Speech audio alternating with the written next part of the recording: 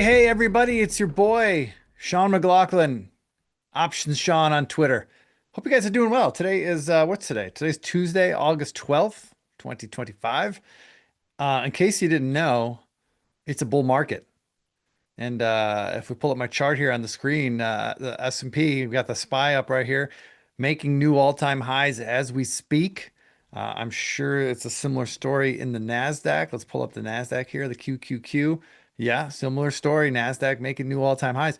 It's a bull market, and there's been a lot of talk. I've been hearing talk in various corners of the market amongst the smart people that I follow.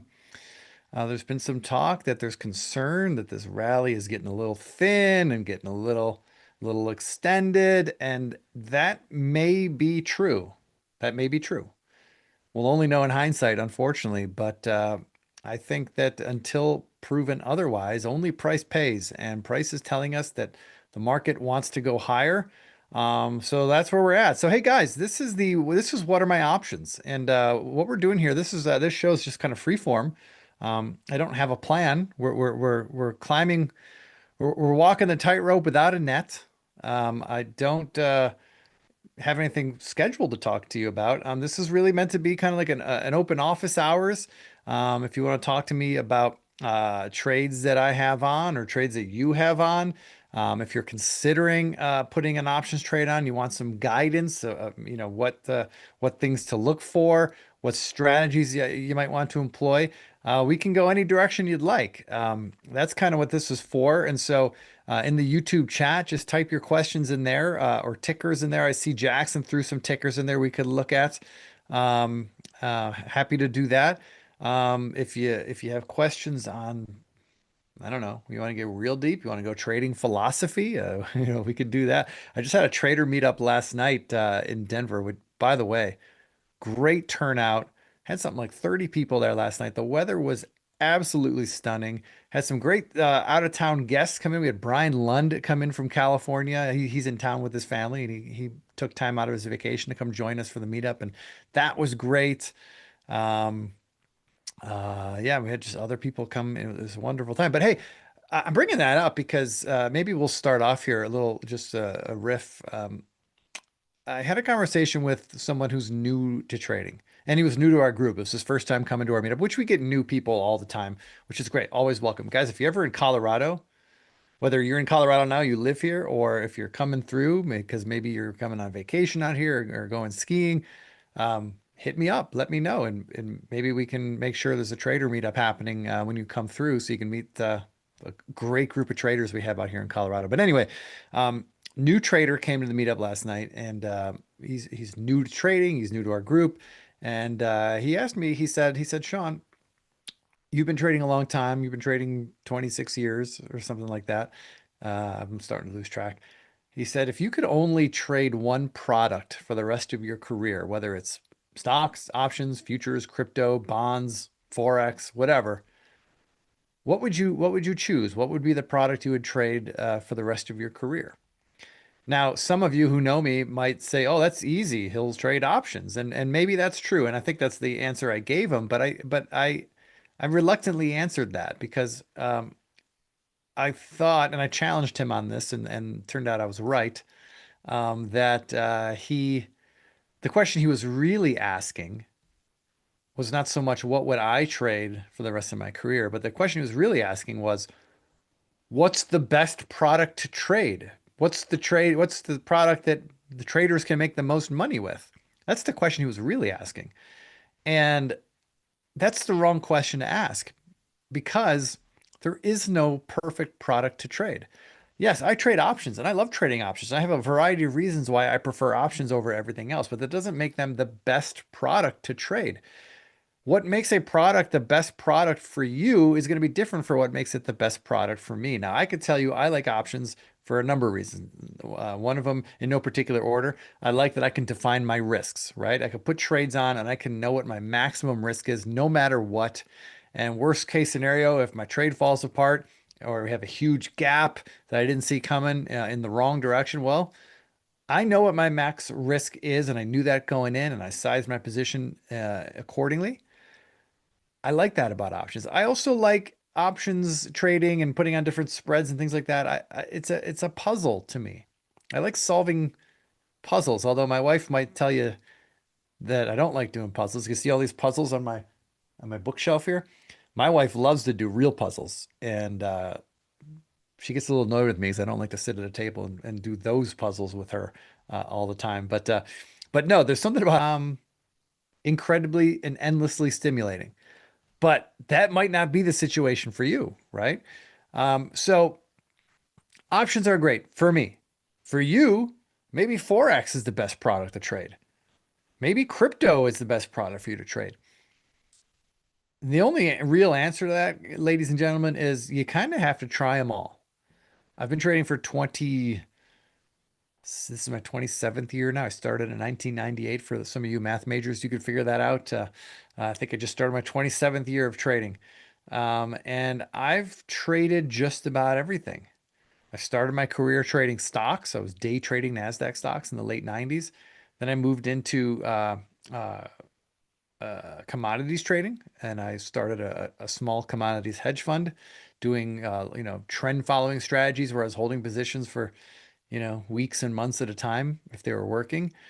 Then I started getting a little bit more serious with options. I had always dabbled with options from the very beginning, but I just started getting more serious about options after I stopped the hedge fund, the commodities hedge fund. And then I dabbled in Forex a little bit. Um, and now I dabble in crypto a little bit. Um, Maybe the only thing I haven't traded is bonds, like actual bonds. But I've tried all these different things, and every one of those products has features that I like, things about them that I like. But just for me, options has been the thing that really just kind of captures my attention and it keeps me interested. And look, guys, the thing about trading is if you're doing it right, then it's often boring. So that might be a surprise to some of you. That might be a shock to some of you. But if you're doing trading right, it can often be boring. And so you have to have something about what you're doing that keeps you interested. And so for me, again, with the options and putting the puzzle pieces together and looking at different strategies and different ways to express a bullish or bearish bet, I don't know. That keeps me interested. All right. Sorry about that soapbox. That was unplanned. I said at the top of the show, this is an unscripted show. I didn't come in with anything planned to talk about. So sorry about that little rant. I see you in there, Ari. I see you one hole. All right. So Jackson threw a few tickers in here he wanted me to look at. So in no particular order, let's bring one up. GD was the first one. Oh, so if I can get my monitor to work here. Okay, General Dynamics. Wow. Looking at this chart, my first glance at this chart is it's got two, maybe three things about it that I really love. Let me just zoom out on a. Oh, hold on. There we go. My zoom controls are just getting in my way here. Okay. Let me zoom out here and look at a weekly chart. Just I'm trying to see, is that an all-time high that we're right near? I think it is. At least based on a weekly chart, certainly. All right, so there are three things that I'm loving about this setup in General Dynamics. Number one, we are just below all-time highs. Okay, certainly multi-year highs. That's number one. Number two, we had a little bit of an earnings gap, or maybe not a little bit, a sizable earnings gap, and it's held it. It's consolidated. There's not a whole lot of people that are taking or certainly aggressively taking profits here. But it gapped and it's held. It's held in a somewhat turbulent tape, mind you, over the last couple of weeks, 3 weeks. So that's very good. And number three, so number one, it's near all-time highs. Number two, we're having a little high consolidation here after an earnings gap, which I think is really bullish. And number three, at the bottom of the screen here, this blue line that you see plotted along the bottom of my screen. That's implied volatility in the options. Okay. That measures the expensiveness of options. Okay. I don't care what this number here on the right column is zero point 0.2 and the 0.4. The actual number of the implied volatility is meaningless to me. What matters to me is where is implied volatility today relative to where it's been over the past, let's say 6 to 12 months. So we're looking at 12 months on this chart right now. And what I'm seeing is that We had a spike in April, kind of with everything else, right? When the tariff tantrum hit back April 7th or late early April, whatever that was. Volatility spiked, but it's been doing nothing but trend down ever since. And right now we are at the lowest levels that we've been at all year. I love that. I love that in a stock that's making or threatening to make new all-time highs because that gives me the ability to do two things. It gives me the ability to keep my trades simple and just buy long calls. I don't need to do anything fancy. I don't need to do a ratio spread or a calendar spread or a risk reversal or anything like that. Any of these words that scare some of you. I don't need to do any of those complicated spreads. All I need to do is keep it pretty dang simple and just buy calls. That's number one. Number two, because volatility is low, calls are cheap. And because calls are cheap, I can go out further in time. Whereas I might normally look at options that have maybe 3 to 6 months of expiration. That's kind of tends to be my wheelhouse. I might look at options that might have an hour, a year to expiration or longer because the implied volatility, as implied by this chart here, is showing me that the options premiums in this stock are as cheap as they've been at any point this year, the cheapest they've been at any point this year. So when I see a chart like that, I'm thinking, okay, let's bring up the options chain. Let's go far out. Let's go approximately a year from now. Let's look at July 2026 options. They have 339 days to expiration, almost a year, not quite a year, but almost a year. Let's check this out. The stock is currently trading around 315. Um, I like to look at like the 25 delta options typically when I'm buying long calls. But sometimes I also just like big round obvious numbers and I think I prefer that 350 strike, right? So I could buy the 350 calls and I could pay I mean it's a wide bid ask spread here, no surprise because these are pretty far out. The bid is 960, the offer is 1160. So I could probably put an offer out in the middle there, probably around 1060, 1075. I'll bet you I could get filled if I were to put an order out there. I might have to be patient, and that's okay. We have a year for this trade to play out, right? So I could be patient getting my fill. And that's something people forget about too sometimes with options, especially if you're new to options. Um, Sometimes you got to be patient to work your fills, especially if you're doing a spread. Um, you certainly you could chase a fill and you could force it and pay the offer. But I mean, look what you would do to yourself if you paid the offer on this spread right now or on this option. If you paid 1160 to buy this call, which, maybe that's a good price for this. I don't know, right? But let's just say you did that. And then later on today, for whatever reason, you changed your mind, right? And maybe the stock hasn't even moved and you've changed your mind. Well, you paid 1160 to hit it to get in, and if you want to immediately get out and pay 960 to get out, you just lost $2 on a stock that went nowhere.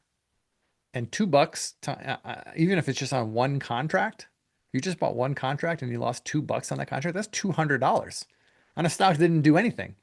So you want to be patient and work your fills. You want to try to work your fills in the middle of the bid ask spread. Now, sometimes the things we trade, the bid ask spreads are very tight, right? They're 2, 3, 4 cents wide. No big deal. Pay the offer, be done with it, and be in the trade. But you'll find, especially in stock options, not so much. It's not so much an issue on the index options like the S&P and the Nasdaq. Not so much an issue there, but on individual stocks, especially when you get away from the biggest, most popular names like the Apples and the Metas and the Googles and the Teslas of the world, you will find option spreads can be a little wider. It doesn't mean they're not tradable. And it doesn't mean there's enough liquidity there. It just means you should be patient. The market makers want you to hit their offer, right? And they'd love to get hit on their bids. I mean, whenever those bids and offers, like if the market makers on this general dynamics right now, if they get hit on their bid or their offer, they're high-fiving each other all around the trading floor, right? They love that. They don't expect that. I should point that out. They're not expecting to get hit at those on the bid and the offer. They're only expecting to get hit by people who are desperate, and that's what they're there for. So if you put a limit order to buy this thing in somewhere in the middle, let's say 1060, 1050, you'll probably get filled, but you might have to work for it. You might have to wait. Guys, patience is underrated in this business, especially in options trading. So And by the way, I have the hardest time with patience. Okay, so I'm talking to myself here. I'm a very impatient person in a lot of ways. It's something I'm aware of, something I have to deal with on a regular basis. I'm getting better. I just turned 50 this year. I'm finally figuring out how to be patient. All right, so okay, so we spent a lot of time on general dynamics, Jackson. Let's see. Let me just flip through the comments here, and maybe we'll hit more of your tickers here. Ari says, I know you said ETHA options. That's for the Ethereum. Ethereum is a cryptocurrency, but you could trade with equities. You could use the ETHA vehicle. IV seems so high that it doesn't move that much relative to percentage gain. How does that change your strategy when IV is high, but you are still bullish? Okay, so what Ari is asking, and let's bring up ETHA, that's what he's asking for, is if I'm bullish on ETHA, which by the way I am, and you want to get long, but volatility is high, what he's saying is I don't want to buy calls in that environment because the volatility is so high. I'm really going to pay through the nose. And he's right. You are absolutely right. This is why we need to pay attention to implied volatility. It doesn't mean that the trade can't win, Ari, right? You could buy calls and you could overpay for them. And if this thing rips another $10, $20, your calls are going to pay. You're going to make money, right? But it's harder. You're swimming upstream and you pay more than you might have paid, like back here in May when we had this little dip down lower. The call options were a lot cheaper then.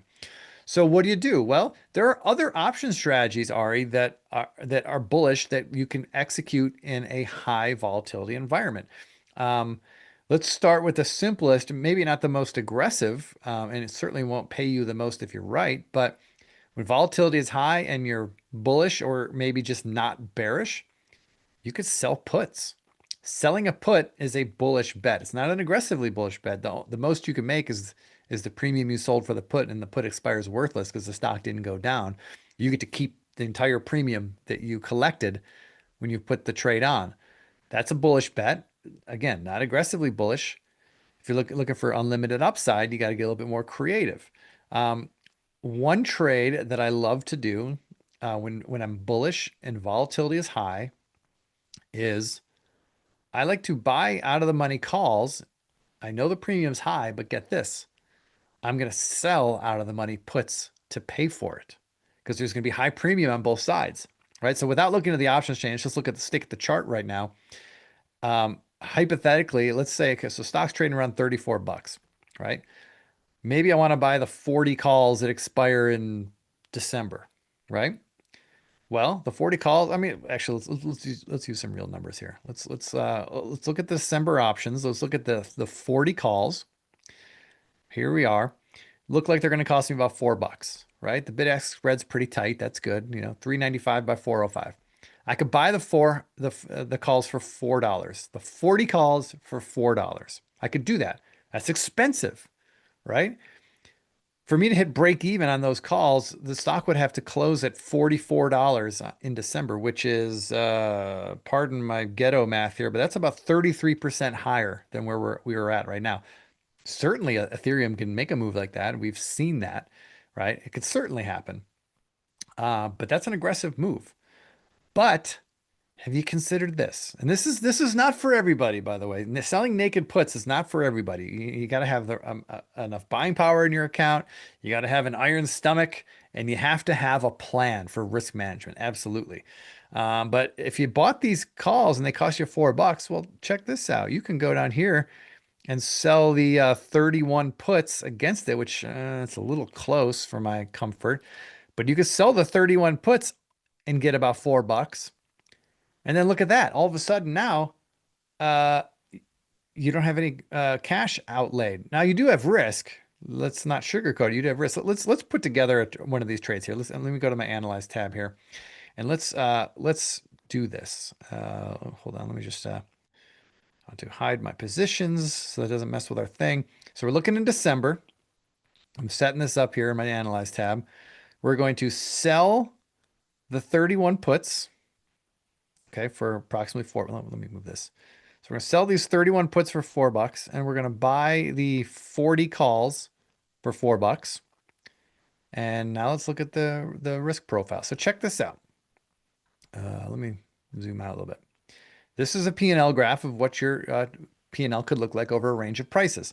This purple line is what your P&L would look like today. Okay. The blue line is what your P&L would look like on expiration. Now notice from 31, which is the short put strike that we're selling, to 40, that blue line hovers at zero. Why? Because we're selling the put for $4 and we're buying the call for $4. Our net cash outlay is zero, minus whatever commissions we paid, which is negligible, right? But taking the commissions out of it, we've collected zero. And so if Ethereum or ETHA, if the ETHA ETF closes anywhere between $31 on the low end and $40 on the high end, those are our two strikes. If it closes on December 5th or December 19th, that's expiration day. If it closes there, both options expire worthless. No harm, no foul. I don't need to do anything. I didn't pay any money, net money to get into the trade. So I walk away nothing, unscathed, unscathed. Okay. That's a good thing. But here's what happens.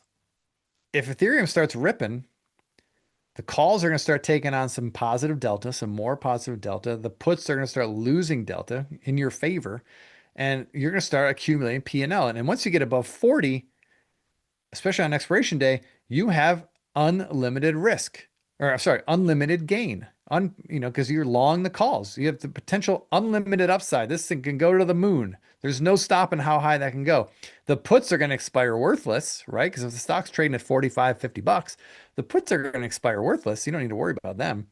And you got the call, a call that you essentially didn't pay for. You got a free call in Ethereum if it's ripping higher. Okay. Now, look, as awesome as that sounds, it does not come without risks. You are holding a naked put. And if Ethereum were to roll over, your risks are theoretically unlimited. I mean, they are limited to the fact that the ETF can go to zero. That's your limit. And you are on the hook. If you're holding a short put, you can have stock, 100 shares of stock for every contract that you're short put. You can have 100 shares of stock assigned to you at the price of $31. That's the strike price of the puts. So if Ethereum had a monster gap down and it opened at 20 bucks, let's say, tomorrow, well, your puts are probably going to be assigned against you. You're going to become an owner of stock at a net price of $31 per share. And if you want to go and turn around and sell that stock now, when the stock's trading at 20, well, guess how much you're going to get for those shares? You're going to get 20 bucks. So you just lost $11 times 100. What's that? $11,000. It's a lot of money, right? So holding naked short puts is not for everybody. You have to have a risk management plan in place. And you could do other things too. If that kind of risk, that open-ended risk is uncomfortable for you, you can protect your position with a further out, dated or further out of the money put, find something cheap. You could even be even more creative than that. Like we're doing this in December options, right? But let's say you just, you're worried about over the next 2 weeks. You're worried that a gap could happen over the next 2 weeks for whatever.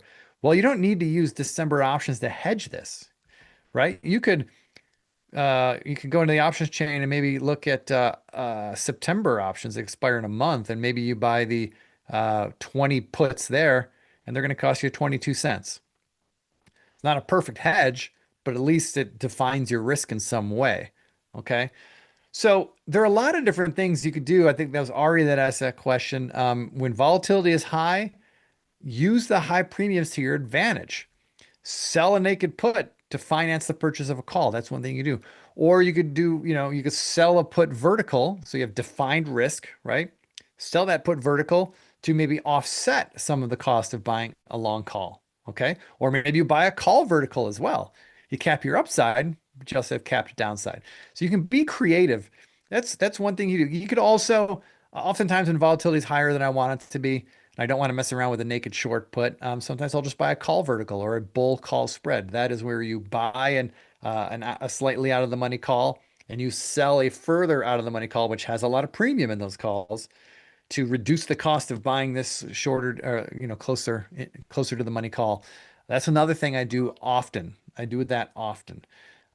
So you can get creative. Just because volatility is high doesn't mean you can't trade it. It just means you probably don't want to just buy calls. You don't want to be long premium when premiums are at their highest prices, right? That's just generally something you want to avoid. All right. Let's see what else we have in here. Viper, I saw you talk about Reddit. Man, Reddit is pissing me off because I had a position in this thing and I let it go. And man, I was in Reddit, just in my own personal account, not on All Star Options. Back here in June, I got in, I don't know, somewhere around June 4th, like let's just say the first week of June, I got in it and I caught this little break and this was pretty good. And right in this little muck here, it might have even been this red day here. I don't remember exactly where it was, but uh, I got tired of the position. Actually, I think I might have been down a little bit. I mean, no, that can't be right. It was a winning position for me, but it was just kind of fading. I know what it was. It had July options and we were approaching July expiration. That's what it was. July options, they were winning. There was a winning trade. I was approaching expiration and I considered rolling them out to August or September so I could have a little bit more time to ride it. But I was like, nah, you know what? I'm just being greedy. Let's just close it, book the small profit, and move on. And man, had I stuck with it, phew, I'd be riding a big one right now. I'd be on a heater right now with the Reddit. So Reddit's a sore subject for me, Viper. Would I buy it here right now? No. I mean, it is approaching all-time highs, and I like that. But given the run it's had over the last 2 weeks, I'd like to see this thing consolidate a little, you know? And this would be a logical place for it to consolidate, by the way. I think it wouldn't surprise me at all if this had 2 or 3 weeks of sideways high and tight consolidation. That would get me very bullish, and then I would consider getting back in again on a break. But right now, I'm not buying it, and right now I'm a little salty about it. Okay, so we're about 30 minutes in here. I'm happy to go a little longer if there's stuff that needs to be talked about. Let me just review here. Blah, blah, blah, blah. To move is essentially Texas hedge. You're long. Oh, the old Texas hedge. That's funny you say that Texas hedge. I mean, I think a lot of people have different interpretations of what a Texas hedge is. Um, Having spent time in Chicago on the floors of the Chicago Board of Trade, we had a hedge called the O'Hare spread. I guess it was a spread. We called it a spread, not a hedge, but the O'Hare spread. So the big airport in Chicago is O'Hare Airport, and there are traders who did this. I never did this, but it's been rumored that this is a trade that happens often in Chicago. Is a trader who's down on his luck and down to his last, down to his last few $1,000. This story's been told before. Um, a trader is down on his luck and having a bad run and just like he's desperate. Um, a trader will go down on the floor in the old floors of Chicago. This doesn't exist anymore, but a trader would go down on the floor, bet everything he has on something. Maybe he'd buy corn futures or S&P futures or, you know, T-bill futures or whatever was trading in Chicago. He'd go down and splash down a big bet early in the morning, right? Big bet, risking it all. And then he would leave the pit. He would walk a block up the street, up Clark Street, and jump on the Blue Line subway train to O'Hare Airport. And he would get to O'Hare Airport with money in his pocket to buy a one-way ticket to anywhere. And, but before he bought that ticket, when he got to the airport, he would call back to the office, back when you had to, use payphones. This is before the cell phone days even. Get on payphone. He'd call his clerk at the trading pit and say, "Where's my position at?" And if the clerk said, "You're up, you're making money," trader would say, "Great, close it, I'm coming back." However, if the clerk said, "It's down, it's not looking good, you're probably going to lose on this thing," and losing means basically losing it all, then the trader would hang up the phone, go to the ticket desk, buy his ticket to Cancun or wherever the hell he's going on a one-way ticket and get the hell out of Dodge and say, "See you later, Chicago." This O'Hare spread has been rumored to happen a number of times. I can neither confirm nor deny if I know anyone personally who done that trade.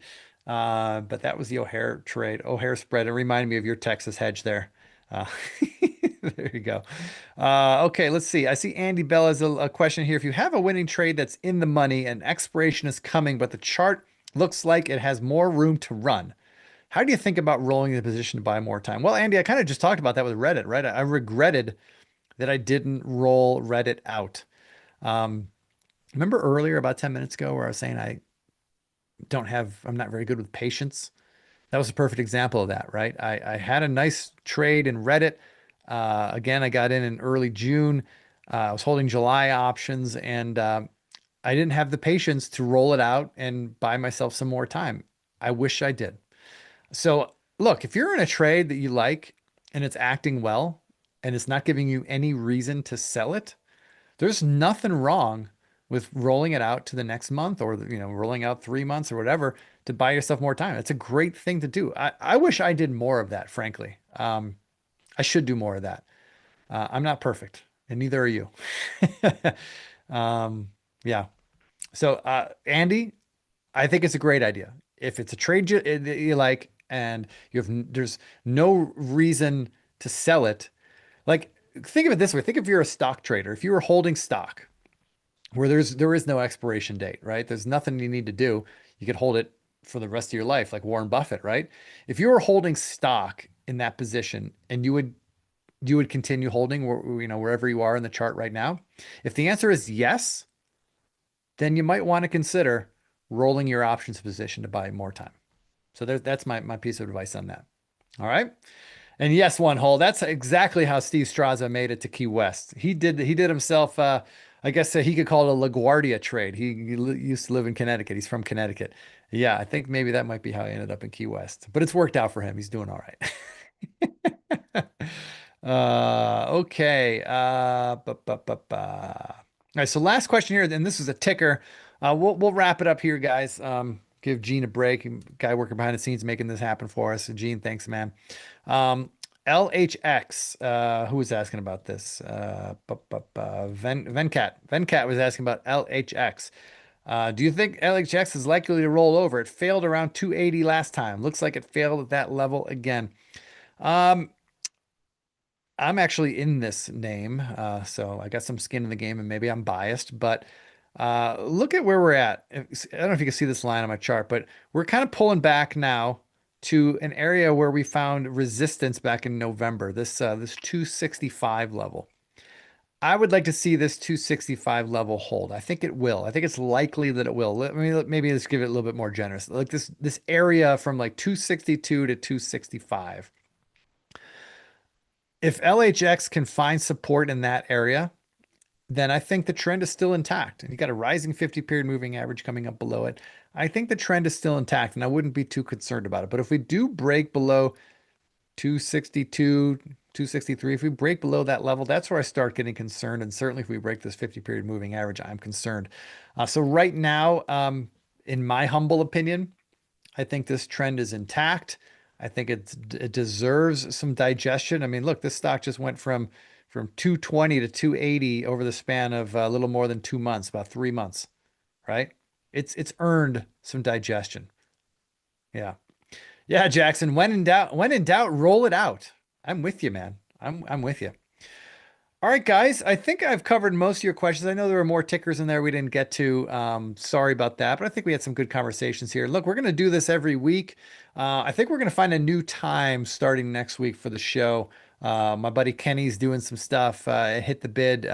He's doing some live stuff on Tuesdays, and this is a better time slot for him. And I'm nothing if not gracious to my friends, right? And if Kenny needs his time, Kenny can have that time. So we might do this a little later in the day. I'm thinking maybe 1 o'clock Eastern is where we're going to start doing this going forward. To be determined. Has not been fully decided yet, but we'll be back next week for sure.